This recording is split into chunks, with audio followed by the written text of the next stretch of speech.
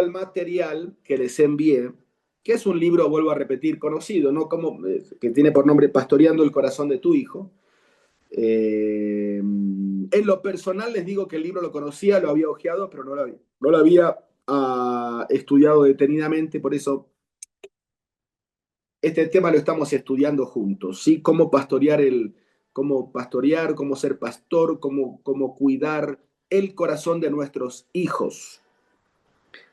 Tal vez alguno dirá, pero esto no es reunión de familia, es reunión de matrimonios, pero todos estamos de acuerdo que los hijos son parte intrínseca, o sea, parte totalmente ligada a la experiencia conyugal. Bueno, quizás haya matrimonio sin hijos. Bueno, ok. Si no tienes hijos porque aún no vinieron, esto te viene de película, porque estás recibiendo instrucciones respecto a la paternidad antes de ser padre. Y a mí, Pablo, me hubiera encantado que alguien me diga esto antes de ser padre. Nadie me lo dijo, lo tuve que aprender a las malas, ¿sí? Y si hay alguien que no tiene hijos porque, bueno, por otros motivos, igual te sirve para poder aconsejar a otros. Algunos ya no tienen hijos en la casa, algunos tienen nietos, también sirven. O sea que yo creo que estos principios sirven para todos. Toda pareja necesita entender lo que la Biblia dice respecto a esto. Eh, y estamos analizando capítulo por capítulo de este libro y vuelvo a repetir que al final de cada capítulo, en el PDF que te envié, en el archivo que te envié, hay una serie de preguntas que ustedes tienen que encontrar un tiempito en la semana como pareja y contestarlas, responderlas. No son muchas, son 5, 7, 8 preguntas que ustedes tienen que ver en qué momento del día tienen que juntos, si es que estás en pareja, y si no solito, solita, tenés que responderlas porque ya se acerca nuestro primer encuentro presencial, oportunamente vamos a dar la fecha, en que vamos a hacer un taller de trabajo y vamos entre todos a evaluar estas preguntas. Así que necesitamos que tú las respondas. Hoy corresponde el capítulo 3.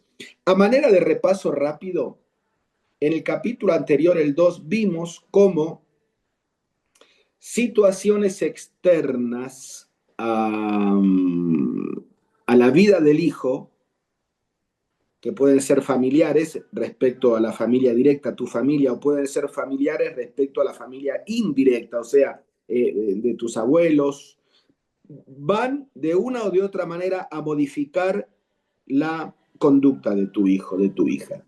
Si tú recuerdas, el martes pasado usamos dos palabras: genotipo, que es la carga genética heredada que nuestros hijos traen desde el primer minuto que nacen, que muchas veces viene más de los padres, de los abuelos, replican el carácter, replican el temperamento, pero también dijimos que esa carga genética es modificada por las diferentes circunstancias que caractericen a tu hogar, al hogar donde tu hijo está siendo desarrollado.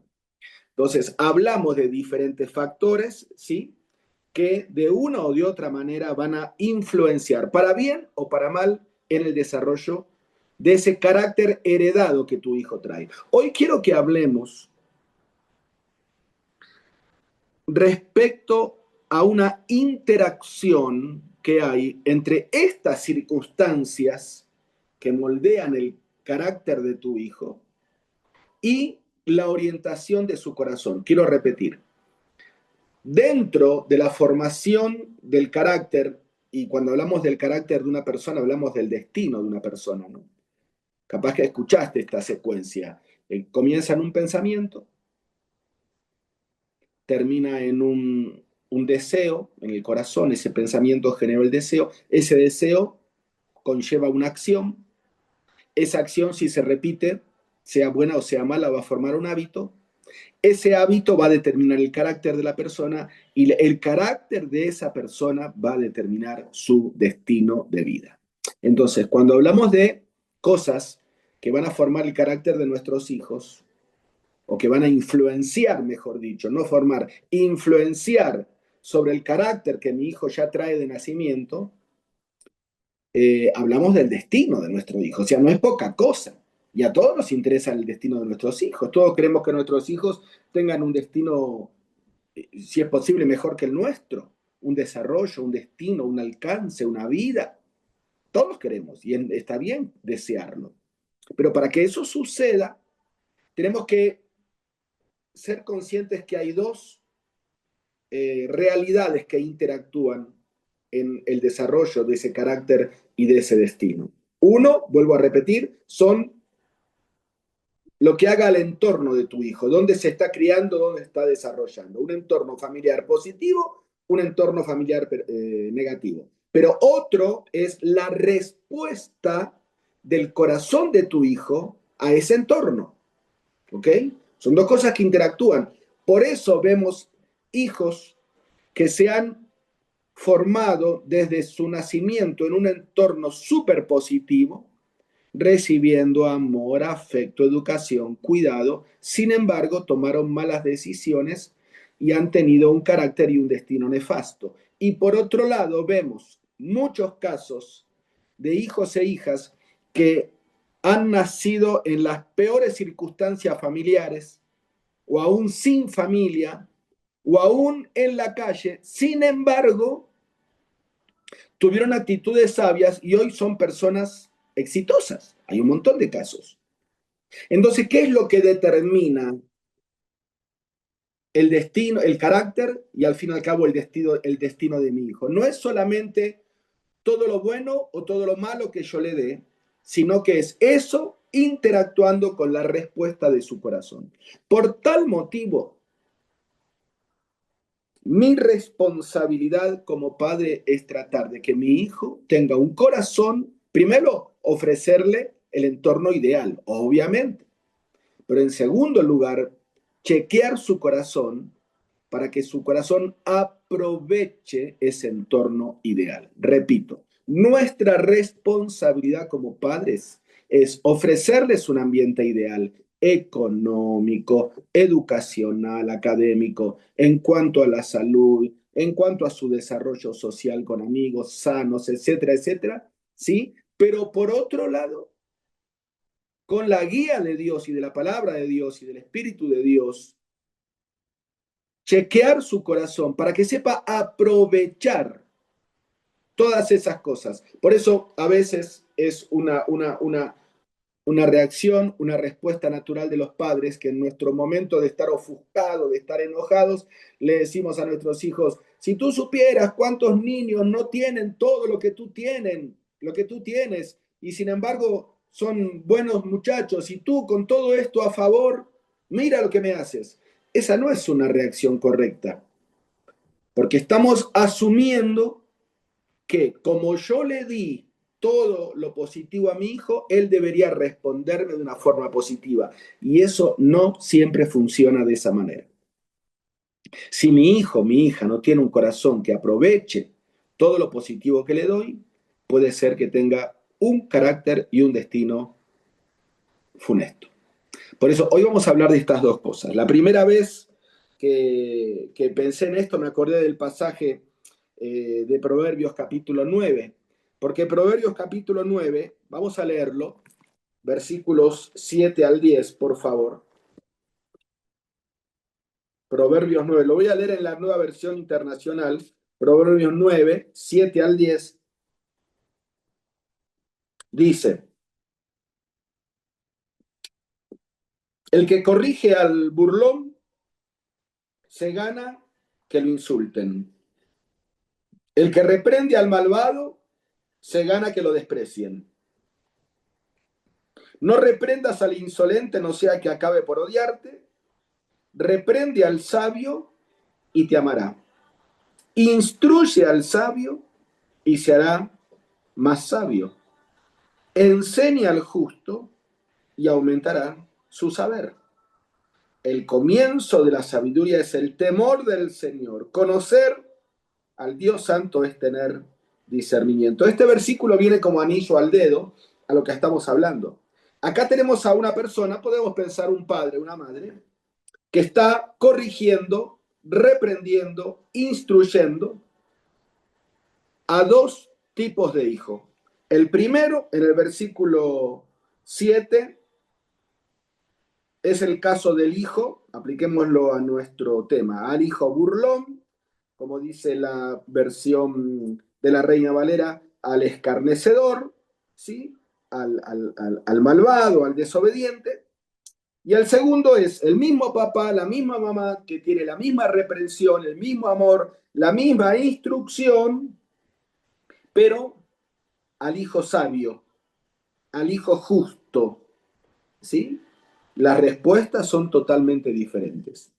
Aquí queda bien en evidencia que ante un mismo caso de padres que aman a sus hijos, que lo instruyen, que los reprenden, que están encima, que los nutren, que los guían, hay dos respuestas.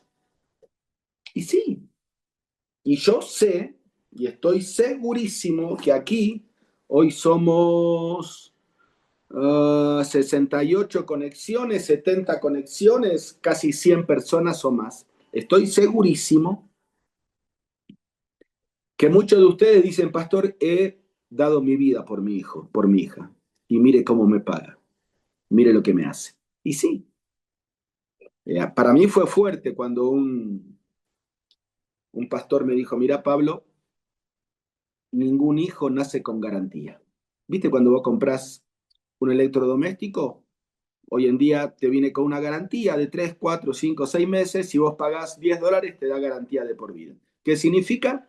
Que si algo anda mal, te lo van a reparar o te van a dar un producto nuevo. Bueno, con nuestros hijos no podemos hacer eso. No podemos pagar por una garantía de por vida. No sabemos, se puede dañar, puede dejar de funcionar como nosotros queremos y nos puede traer tristeza al corazón. Pero esto es una realidad, aún siendo excelentes padres, ¿sí? Eh, Ahí el autor de este libro pone un ejemplo muy lindo, dice, la primera vez que navegué fue cuando era estudiante de la universidad. Recuerdo mi asombro al aprender que la dirección de la nave no está determinada por la dirección del viento, sino por el ajuste de la vela. Entonces, nuestros hijos, y esto es bíblico, porque si te acordás, creo que lo mencioné el martes pasado, un pasaje que creo que está, no recuerdo si en Colosenses o Efesios, que el apóstol Pablo dice, no exasperéis a ir a vuestros hijos para que no se desalienten. La palabra desalienten ahí en el original, en el griego, significa para que sus velas no se queden sin viento. Eso significa. Entonces, un velero, un barco, un bote a vela, avanza y tiene dos factores que interactúan. Primero el viento, obviamente, si el viento sopla hacia el norte, el velero nunca va a ir hacia el sur, va a ir hacia el norte. Pero aparte de la dirección del viento, influye también cómo el capitán oriente la vela. Porque si la orienta en un ángulo, va a ir hacia el este, si la orienta en el otro ángulo, va a ir hacia el oeste. Bueno, a eso nos estamos refiriendo en este capítulo. Hay dos factores que interactúan en el destino final del bote de la vida de mi hijo, de mi hija. Es las circunstancias que lo van a impulsar hacia un destino y mi actitud como padre, como madre, de orientar el corazón de mi hijo a la dirección correcta. ¿Ok? Eh, de alguna manera, esto yo sé que lo has escuchado, todo ser humano que nace, todo hijo, todo niño, toda niña, uh, nace con vamos a llamarlo, una inclinación religiosa. Salomón escribió en Eclesiastés que Dios ha puesto eternidad en el corazón del ser humano. ¿Qué significa esto? Que todo ser humano tiene conciencia religiosa. Todos, hasta el ateo. Todos. Cuando hablo de conciencia religiosa, no hablo de orientación a Dios. Me refiero a que el alma de todo ser humano tiene la orientación a adorar a algo o a alguien. Repito, todo ser humano nace con esa orientación innata, natural, de adorar a algo o a alguien. Nuestra responsabilidad como padres es hacer los esfuerzos pertinentes para direccionar esa adoración hacia la persona correcta, y la persona correcta es Dios. En un sentido, como dice aquí el autor del libro, todos los niños son adoradores, ¿sí? Ya sea a Jehová o hacia los ídolos. Por lo tanto, mi responsabilidad es guiar esa adoración hacia Dios. A mí siempre me llamó la atención ese pasaje que está en el Evangelio de Marcos, creo, y también se repite en Lucas, donde la gente le traía a los niños a Jesús, ¿te acuerdas? Para que Jesús los bendijera. Y los apóstoles se los ahuyentaban. ¿Y qué respondió a Jesús? Me encanta esa frase. Él dijo, dejad a los niños venir a mí y no se lo impidáis, porque de los tales es el reino de Dios. Analicemos rápidamente este texto. Jesús no dijo a los padres que estaban allí presentes, guíen a los niños, tráiganlos. Dijo, no les impidan, o sea, naturalmente el niño va a buscar a Dios. Nuestra responsabilidad como padres es allanarles el camino para que no encuentren estorbo. Ningún niño nace siendo ateo. Ningún niño chiquitito va a decir, no, a mí no me lleves a la iglesia, papá, porque yo no creo en Dios. Al contrario, el niño naturalmente le gusta ir a la iglesia, le gusta que le cuenten historias bíblicas, le gusta pensar en Dios. ¿Por qué? Porque ya tiene esa conciencia religiosa. Nuestra responsabilidad es no estorbarles, ¿sí? Ahora,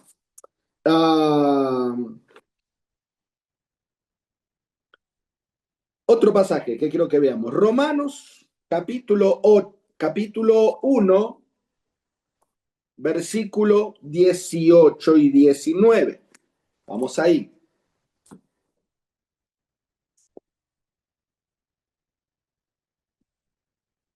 ¿Por qué estoy haciendo hincapié en esto a manera de introducción? Porque tenemos que entender que tu hijo siempre, siempre, siempre va a filtrar todas las experiencias a las que nos referíamos en la introducción, ¿no? Todo ese entorno, todas esas experiencias, ese fenotipo, acordate de esa palabra, esos fenómenos, por eso feno, va a filtrarlas a través de una rejilla, de una óptica religiosa. ¿Esto es digno de adorar o no? ¿A esto le puedo dedicar mi corazón o no? ¿Esto me va a traer beneficio o no? Tus hijos siempre van a filtrar cada experiencia vivida a través de una óptica religiosa. Romanos 1, 18 y 19 dice, porque la ira de Dios se revela desde el cielo contra toda impiedad e injusticia de los hombres que detienen con injusticia la verdad, porque lo que de Dios se conoce les es manifiesto, pues Dios se lo manifestó. O sea, toda la gente tiene la clara revelación de la verdad, pero la gente impía omite esa verdad, rechaza el reconocimiento, el sometimiento a las cosas que Dios ha revelado. Entonces Pablo en base a eso nos dice que a pesar de no conocer a Dios, perdón, a pesar de conocer a Dios, no le glorificaron como a Dios. Entonces, aplicando esto a nuestros hijos, ¿sí? En el lenguaje de Romanos 1, tenemos que entender que nuestros hijos siempre van a responder a Dios, con fe o sin fe. Si responden a Dios con fe, encuentran gozo. Si ellos reniegan contra la verdad, ¿sí? Igual van a adorar y van a servir, como dice aquí Romanos, quizás a la criatura en lugar de al creador. Pero de una o de otra manera, tus hijos y mis hijos siempre van a filtrar toda circunstancia de la vida a través de un perfil religioso. Tenemos que nosotros ser sensibles en chequear ante qué Dios se están postrando nuestros hijos. ¿Ante qué Dios se están postrando nuestros hijos? Eh, en un sentido, el joven no puede estar consciente de su compromiso religioso, ¿sí? Pero, pero que lo tiene hacia la derecha o hacia la izquierda, lo tiene. Nunca va a ser neutral. Está hecho a la imagen de Dios, sí. Está diseñado con una orientación para adorar, sí. Pero puede ser que esté orientado a adorar y a servir a otros ídolos. Fíjate otro versículo que me aclara este tema. Salmos 58:3 y después vamos a leer 51:5. 58:3 de Salmos. Es un versículo muy interesante. Dice, los malvados se pervierten desde que nacen. Desde el vientre materno se desvían los mentirosos. Y mira lo que dice 51:5. Yo sé, dice David, que soy malo de nacimiento. En pecado me concibió mi madre. O sea, esta es una realidad que no podemos obviar en el caso de nuestros hijos. Como decía un predicador muy amigo mío, que de hecho les adelanto, nos va a estar visitando en la cena de San Valentín, esta cena que tenemos el 21 de febrero, prepárense porque falta poquito. El hermano David Logacho, un excelente predicador, fue ingeniero de la NASA, dirigió una estación satelital y luego dedicó su vida al servicio a Dios. Fue director por varios años del ministerio radial La Biblia Dice. Hoy es pastor de una iglesia. Él nos va a visitar en la cena de San Valentín. Y él nos decía, cada niño que nace con un defecto de fábrica. Y es verdad. Recién lo dijo David, en pecado me concibió mi madre. Tenemos que entender que ese bebé hermoso que nos dio el doctor el día que nació, que la mamá lo puso en el pecho, que le dio el seno, que le dábamos regalos, que era todo el gozo de la familia, tiene un defecto de fábrica. Y todos nacimos con un defecto de fábrica, nosotros también. No podemos estar ajenos a esta verdad, ¿sí? Y muchas veces pensamos que un hombre se vuelve pecador cuando peca. Y si bien esto es cierto, está la otra cara de la moneda. El hombre no se vuelve pecador cuando peca. El hombre peca porque es pecador. ¿Me explico? El hombre no solamente es pecador porque peca, sus hábitos le hacen pecador.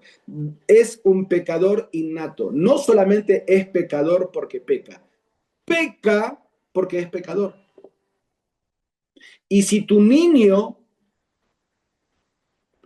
nació pecador, no esperes otra cosa que la desobediencia, que la rebeldía, que la mentira. No esperes otra cosa. Nuestra responsabilidad como padre es orientarle hacia Dios. La Biblia enseña que el hombre peca porque es pecador. Tus hijos nunca serán moralmente neutrales. O van a ir hacia un lado o van a ir hacia el otro. ¿Sí? Y mira, ¿por qué te digo esto? Porque justamente una de las justificaciones para corregir físicamente a los niños es que la necedad está ligada en el corazón del muchacho. ¿Lo querés leer? Proverbios 22:15. Me encanta este pasaje en la disciplina de los hijos. Proverbios 22:15. Todo padre debería saber esto de memoria. Dice,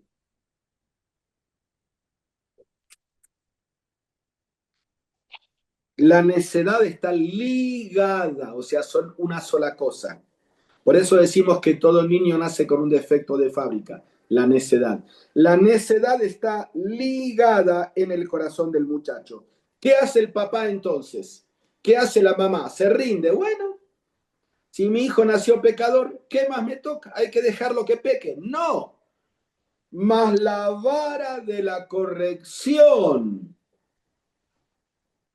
alejará la necedad del corazón del hijo. Ahí intervienen los padres. En la nueva versión internacional dice, la necedad es parte del corazón juvenil, pero la vara de la disciplina lo corrige. ¿Sí? Entonces, el punto aquí en Proverbio es que algo anda mal en el corazón de nuestros hijos y eso requiere corrección. Y el remedio no es solamente ofrecerle una estructura familiar saludable y sana, no, es también dirigir su corazón. Aquí apareció una palabra que la topamos por primera vez en esta serie y la vamos a seguir topando, que es la palabra vara. Dice, más la vara alejará esa necedad. La vara, entendemos lo que es, ¿no? Yo me acuerdo, y el otro día estaba en un parque aquí cerca de la iglesia con mi esposa y con mi nieto, eh, y encontré en el parque un árbol que me retrotrajo, me llevó a mi infancia, ¿no? Es un sauce que se le llama sauce llorón porque tiene forma así triste, como da unas varas que no crecen como todos los árboles hacia arriba, sino que crecen y cuelgan. Y tiene un aspecto muy bonito. Yo me acuerdo que al lado de mi casa, a 10 metros, había un sauce llorón grande. Y cuando mi mamá iba al sauce llorón, el que lloraba era yo, porque ella cortaba una ramita de esas, cogía las hojas así en sentido contrario y se las pelaba y le quedaba una varita elástica, dura, delgada, que dolía, ay, cómo dolía. Entonces ella no compraba paleta ni gastaba en paleta. Iba al sauce, cortaba una ramita y tras, ay, hasta el día de hoy creo que me duele. Yo no nací traumado, como todo niño, era necio y la vara de la corrección fue trabajando en ese área de mi vida. Vamos a hablar mucho del tema de la disciplina. Ahora, claro, aquí viene, yo creo que para disciplinar correctamente a los hijos, primero tenemos que disciplinarnos como padres.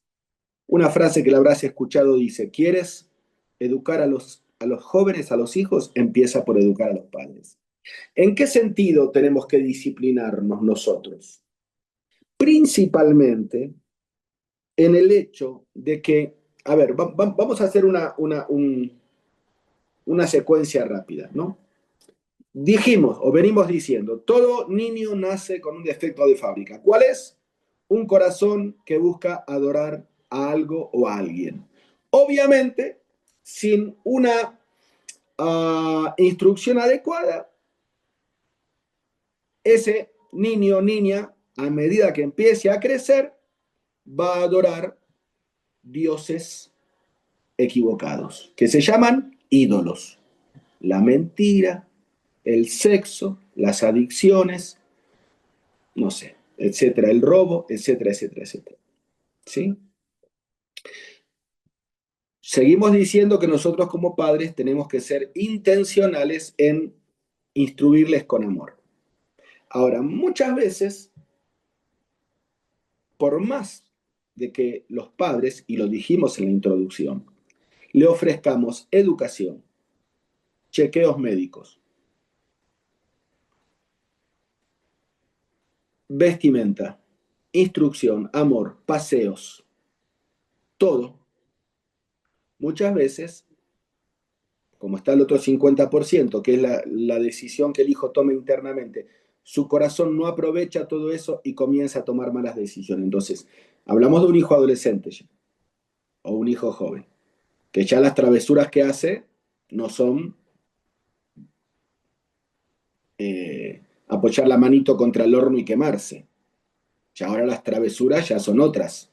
Ya es dejar a su enamorada embarazada, ya es empezar a fumar droga en el recreo de la escuela, sin que los padres sepan, o sea, ya las travesuras cambiaron de nombre. Entonces tenemos a nuestro hijo, nos empieza a preocupar las cosas que hace, vemos que nuestra instrucción parece que no alcanza, que se nos van de las manos y comienzan las consecuencias de esas malas decisiones. Y ahí es donde nosotros muchas veces nos equivocamos. Porque no se dan una idea la cantidad de veces que yo he hablado con padres y madres, algunos están aquí presentes,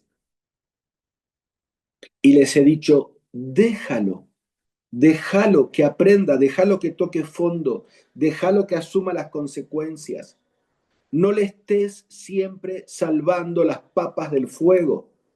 ¿Y sabes cuál es la respuesta? Es que no quiero que mi hijo sufra. Mira, esa frase es una frase que nace del corazón, pero no nace de la razón. Te guste o no te guste, te lo tengo que decir. Esa frase nace del corazón, sí, pero no de la razón. ¿Cómo no quiero que mi hijo sufra? Bueno, claro, obviamente, yo tampoco quiero que mis hijas sufran. Pero el punto es que si llegaron a un nivel de desobediencia y de necedad, como leímos en Proverbio, que ya la instrucción no funciona y que la única manera de que aprendan es que asuman las consecuencias de sus malas decisiones, el sufrimiento pasa a ser bueno. Acompáñame por favor al Salmo 119, verso 71.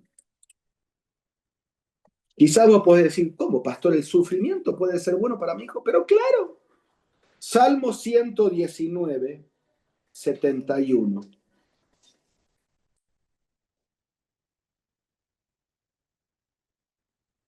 Dice la nueva versión internacional, me hizo bien haber sido afligido. Es un salmo de David. Porque así o entonces llegué a conocer los decretos de Dios. Me hizo bien haber sufrido, dijo David. Pero claro, papá, mamá, el sufrimiento no es malo. A ver, si tu hijo se cae y se fractura el brazo y vos lo llevas al doctor, bueno, hoy en día hay técnicas de anestesia, pero vamos a pensar de que la anestesia no coge, no sé, a veces pasa, ¿no?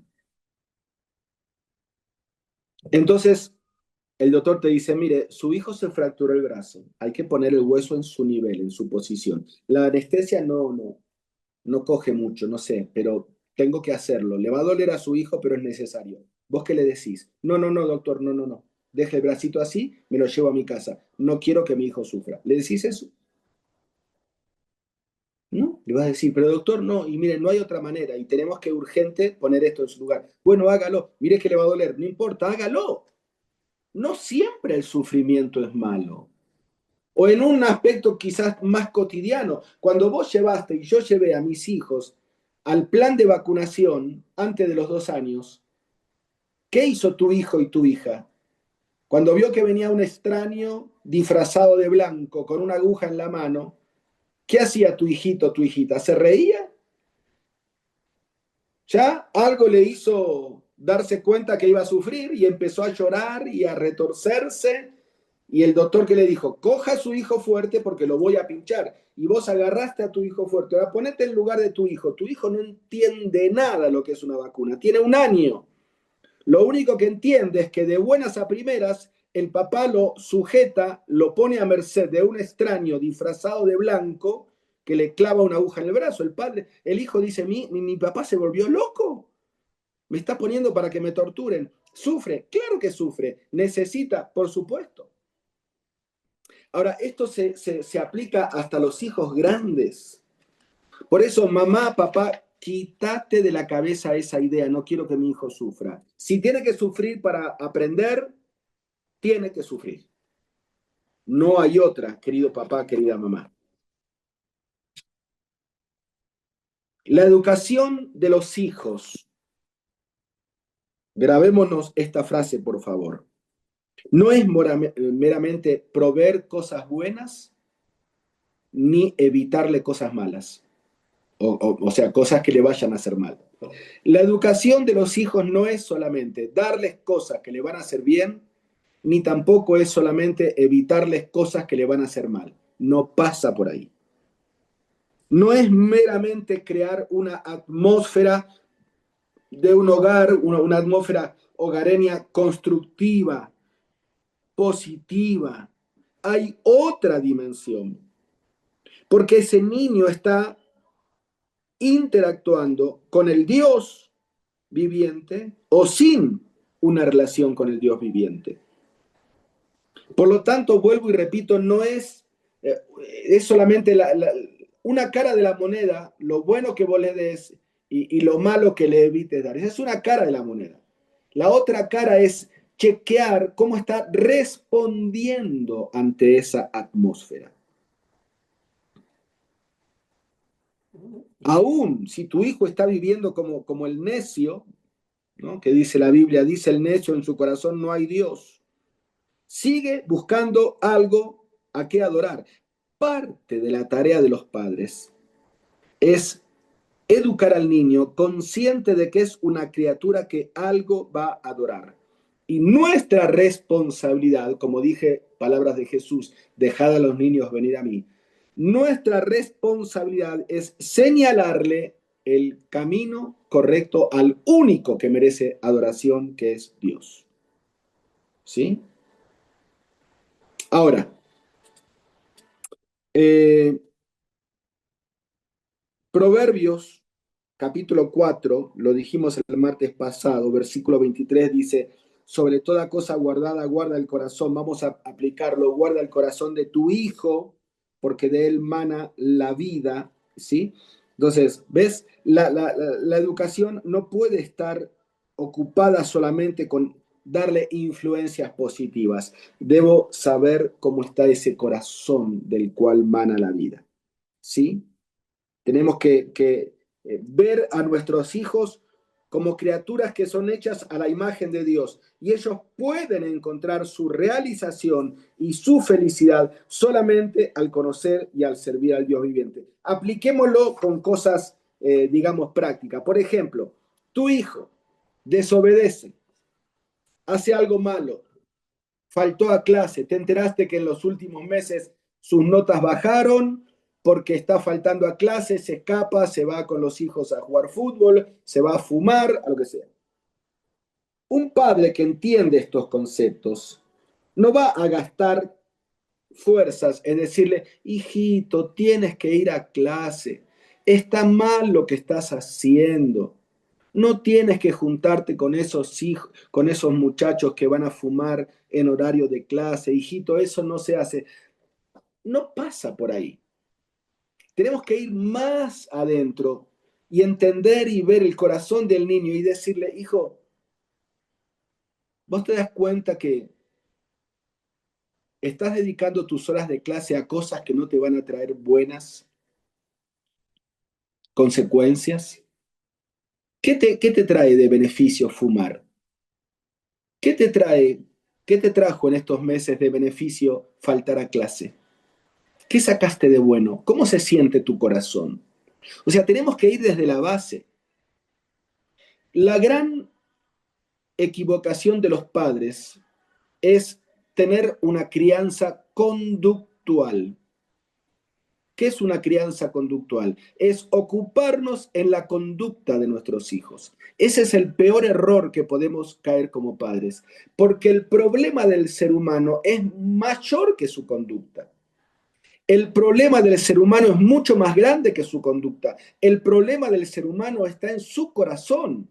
Si su corazón cambia, si su corazón razona, si su corazón entiende que darle sus energías a algo improductivo le va a traer un mal destino y darle sus energías a alguien que lo ama como Dios le va a traer un buen destino, la conducta va a ser consecuencia de ese corazón.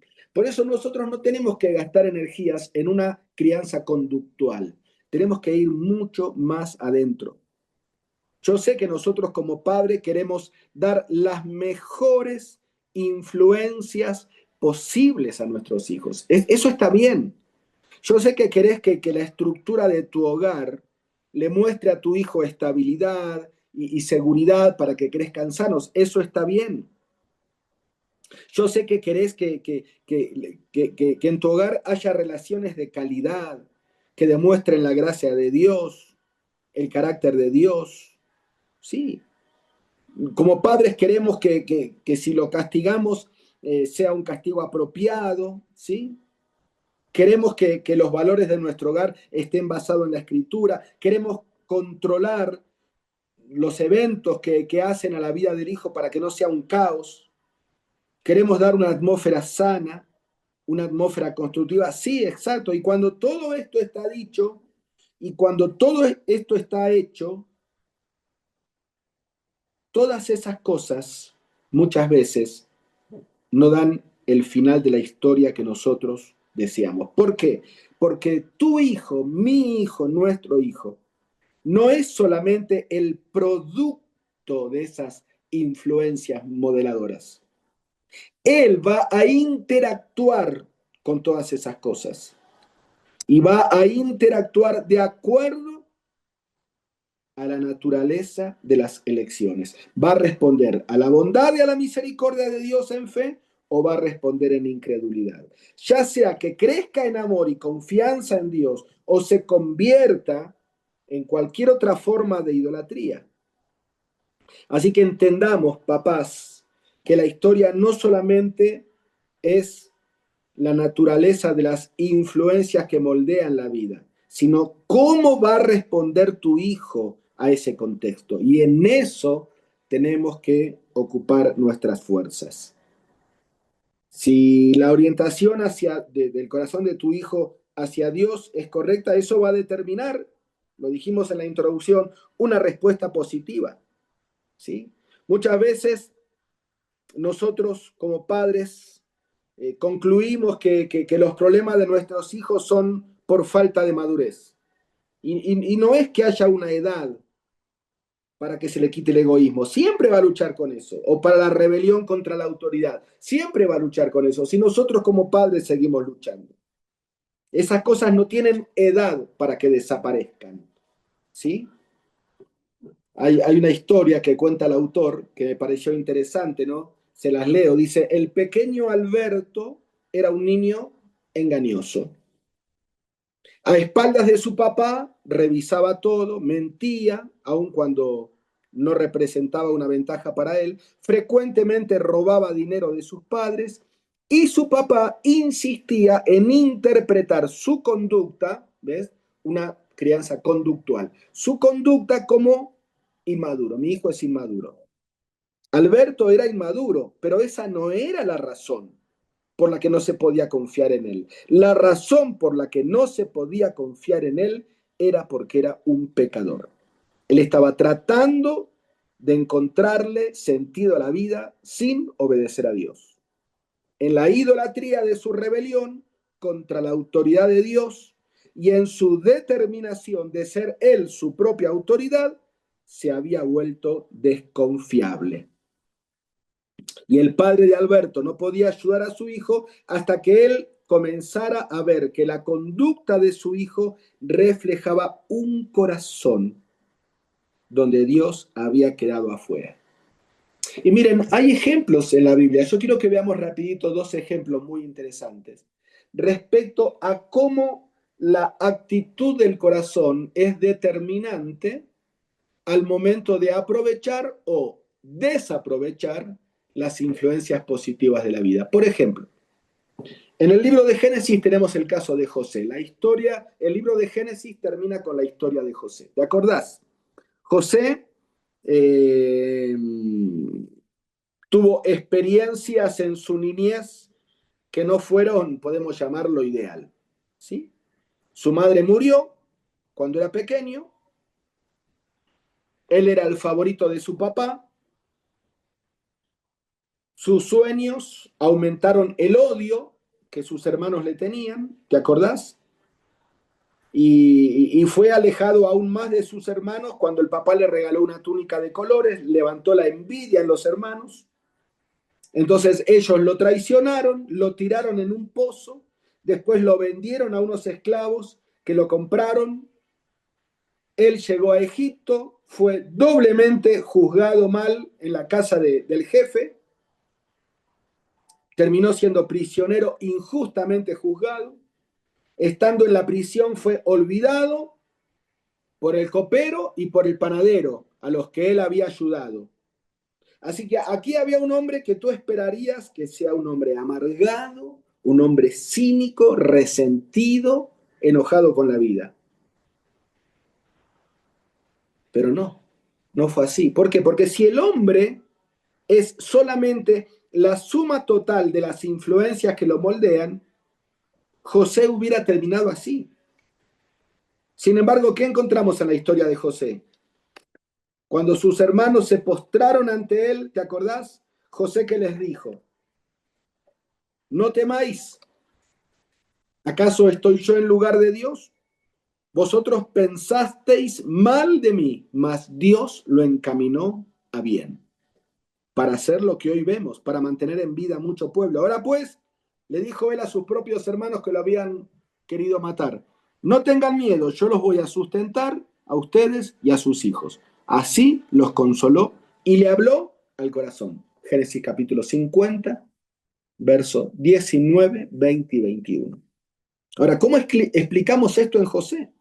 En medio de todas las influencias moldeadoras amargas que tuvo en su niñez y en su adolescencia, él mantuvo su confianza en Dios. Dios lo hizo un hombre que supo responder porque tenía una relación con Dios. Él amaba a Dios y encontró orientación para su vida, no solo en las influencias que lo moldearon, sino en las misericordias de Dios. Nosotros como padres tenemos que velar para que nuestros hijos tengan un corazón conforme al corazón de Dios. ¿Te acordás otro caso más muy lindo? Este quizás no es muy conocido. Después lo podés leer en el segundo libro de Reyes, capítulo 5. Es la historia de una niña que ni siquiera sabemos el nombre. Era una esclava de la mujer de un capitán sirio de nombre Naamán. En una incursión que hizo Siria a Israel, a esta muchachita la tomaron como esclava y la tuvieron como cenicienta, como sirvienta en el hogar. ¿Sí? Era producto de los amargos resultados de una guerra. O sea, las influencias que moldearon su vida eran lejos de ser ideales, pero ella permaneció fiel a Jehová.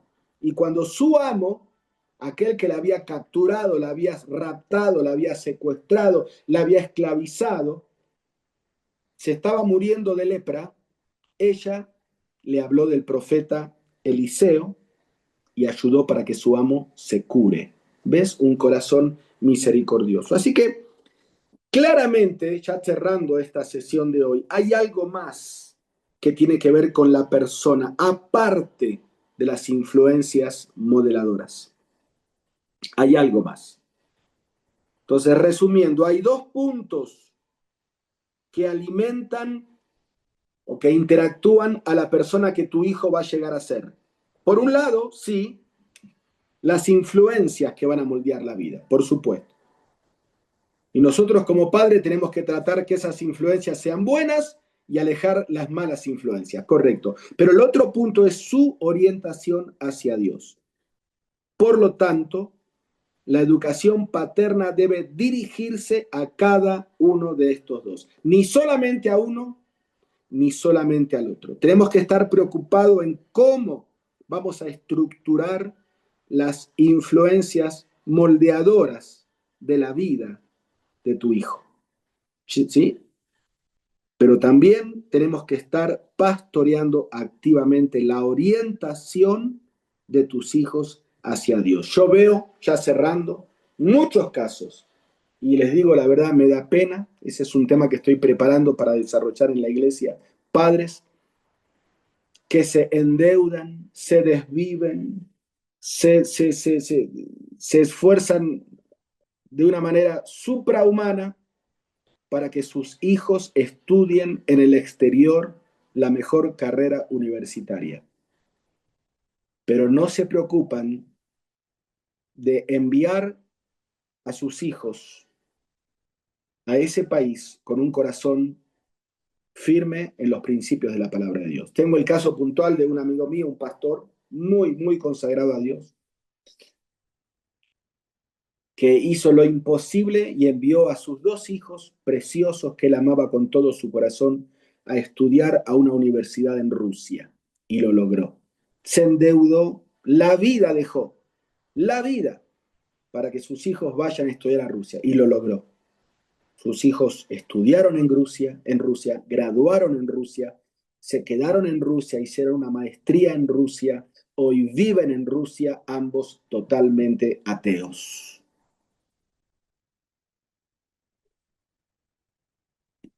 ¿Qué decís a eso? ¿Ves? Se preocuparon de una cara de la moneda, de las influencias positivas, de darles un entorno de educación, de estabilidad económica, de salud, de prestigio, pero no de la otra cara de la moneda. ¿Cómo ese hijo, esa hija está preparado en su corazón para aprovechar todo lo bueno que vos como padre le estás dando? ¿Sí? Así que yo anoté aquí, en resumen, crianza. ¿Qué es crianza? Dos puntos. Es estorbarles cuando van en mala dirección, obviamente. Pero por otro lado es no estorbar a Dios. Cuando Dios permite que nuestros hijos reciban el resultado de sus malas decisiones, Dios va a darles el fruto de lo que sembraron, van a cosechar lo que sembraron. Dios lo va a permitir para bien y vos no te metas. Porque como dije en la introducción, tu hijo fue criado en el mejor entorno, no tuvo un corazón que aprovechó, se fue tras los ídolos, vos le advertiste una, dos, tres veces, no hay cambios, quizás no lo estorbaste de la manera correcta, no quisiste correr al arbolito a buscar la vara y darle porque dijiste no quiero que mi hijo sufra. Entonces, ¿qué pasa? Se da la cabeza contra la pared, toca fondo. Dios lo está educando a las malas, pero educando, y vos te metés como papá y como mamá y le estorbás el obrar de Dios porque no querés que tu hijo sufra. Entonces Dios dice, ¿quién te entiende? Orás por tu hijo y cuando yo le pongo mano firme para que sufra las consecuencias de sus malos actos, vos te metés entre mí y tu hijo, entre Dios y el hijo, porque no querés que tu hijo sufra, así no funciona. Cuando Dios permite que sus malas decisiones den malos frutos, para que quede al descubierto el corazón y el hijo se dé cuenta de que no le conviene ese camino, no estorbes el obrar de Dios, déjalo. Vas a llorar, te va a doler, vas a acompañar a tu hijo. Y si es necesario que tu hijo caiga preso, no vas a coimear al juez para sacarlo de... Decir, bueno, hijito, lo lamento, vas a tener que estar 3 meses preso. Papá y mamá te van a visitar todos los días. Te voy a llevar comida, ropa, abrigo, voy a orar con vos todos los días, pero tenés que aprender que tus decisiones tienen consecuencias. Es duro, es duro, pero si no nos ocupamos del corazón de nuestros hijos, solamente de su conducta, quizás suframos al final. Bueno, yo sé que hoy fue un tema fuerte y los que se vienen van a ser más fuertes. Dejamos aquí, recuerda, podemos, Omarcito, por favor, permitir que abran sus micrófonos. El que desea, si alguien quiere opinar, preguntar, abre su micrófono y puede opinar, puede preguntar, pero vamos dejando aquí, no quiero abusar del tiempo de ustedes. Les animo a que estén pendientes este domingo, porque voy a dar un tema muy interesante en el culto dominical que tiene por título Cuando los hijos son el centro del hogar. Vamos a desarrollar el hecho de que hoy en día la mayoría de los hogares gira en función de la vida de los hijos. Y aunque a vos te parezca que eso está bien, está mal. Porque el hogar no debe girar en función de la vida de los hijos, sino en función de la vida de Dios. Vamos a hablar de esto este domingo. Va a ser también un tema fuerte, pero queremos ayudar a las familias. Bueno, Tami, estás alzando la mano, abrí tu micrófono, podés hablar. Sí, lo que acabó de hablar usted, Pastor Pablito, acerca de que no nos metamos muchas veces en la vida de los hijos. ¿Hasta qué edad es permitido y recomendable, o sea, educar a los hijos y después no Toda, meterse? toda edad, porque yo te puse recién un ejemplo, quizás muy duro, muy extremo, de que un hijo puede caer preso. Estamos hablando de un hijo grande. Toda edad. Eso es disciplina. Y si tu hijo de 40, 45 años, ya casado, ya papá, no trata bien a su mujer, la engañó una, dos, tres veces, la mujer se cansó, o sea, tu nuera se cansó y no lo deja entrar a la casa, y tu hijo de 45 años va a decir, mami, por favor, déjame entrar, que tuve problemas con mi esposa, no me dejó dormir. No, mi hijito, no, no, no, acá no entras. Andá y arreglar. No, es que no me deja entrar. Bueno, dormirás en la calle, mi hijito, pero tenés que aprender a respetar y a honrar a tu esposa, así como tu papá me honró a mí. Por poner un ejemplo, ¿ves? No hay edad. Claro que no podemos disciplinar con la vara como hacía mi mami cuando yo era chiquito, pero hay otras maneras también de ejercer disciplina. Toda edad. Para mí es toda edad. Toda edad. Cambia la manera, obviamente. Mientras los padres vivamos, necesitamos seguir pastoreando el corazón de nuestros hijos. Mientras nosotros vivamos. Mientras nosotros como padres vivamos, tenemos que seguir. Es nuestra responsabilidad de por vida la crianza. Cambia de aspecto, pero seguimos educando.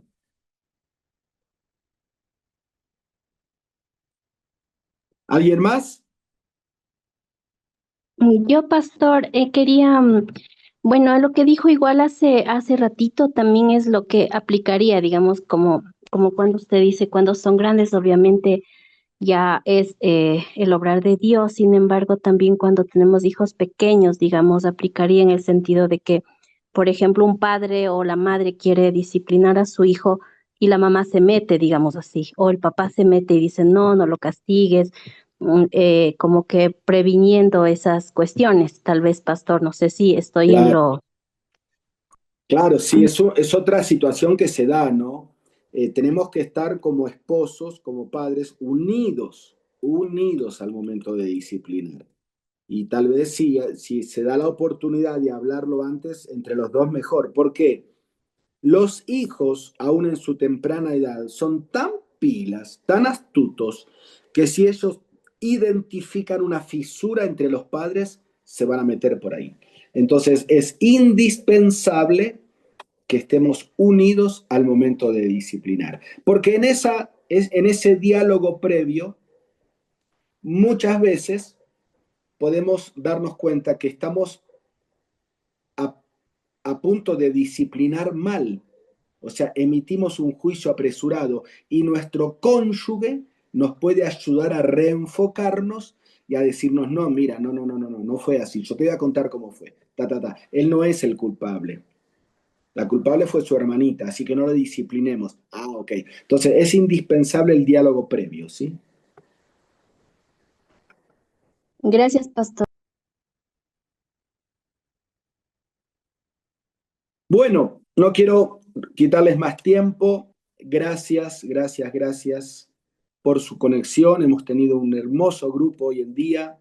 Recuerden que el 21 de febrero nos vamos a encontrar aquí en la Iglesia Bautista Betania para tener una cena de gala. Ya está contratado el menú, el catering, hay un predicador de lujo que les dije recién. Así que guarda la fecha. Si alguien, hay algunos que se conectan del Oriente, de Santo Domingo, de Guayaquil, quiere venir, venga igual. Acá le ofrecemos hospedaje para que pasen un lindo fin de semana. Obviamente los que están conectados de Argentina, de Estados Unidos, de Canadá, no van a poder venir porque le va a salir muy cara la cena. Pero los que somos de aquí, guarden la fecha 21 de febrero. Nos despedimos con una palabra de oración. Querido Padre, gracias por este tiempo. Qué responsabilidad grande has puesto en nuestras manos de poder educar a nuestros hijos a la manera de Dios. Que podamos entender que el amor va de la mano con la verdad. Que podamos entender que el amor debe ser un amor sabio, un amor inteligente, no un amor emocional, un amor pasional, un amor descontrolado. Tiene que ser un amor como el que tú tienes con nosotros. Porque muchas veces tú nos disciplinas y aún muchas veces permites que suframos las consecuencias de nuestra desobediencia. Y tú eres el Padre perfecto, Señor. Gracias por cada pareja, cada hermano, cada hermana hoy aquí conectado, Señor. Que estas palabras sean semillas que caigan en buena tierra. Te alabamos, te agradecemos, te bendecimos. En el nombre santo de Cristo Jesús. Amén y amén.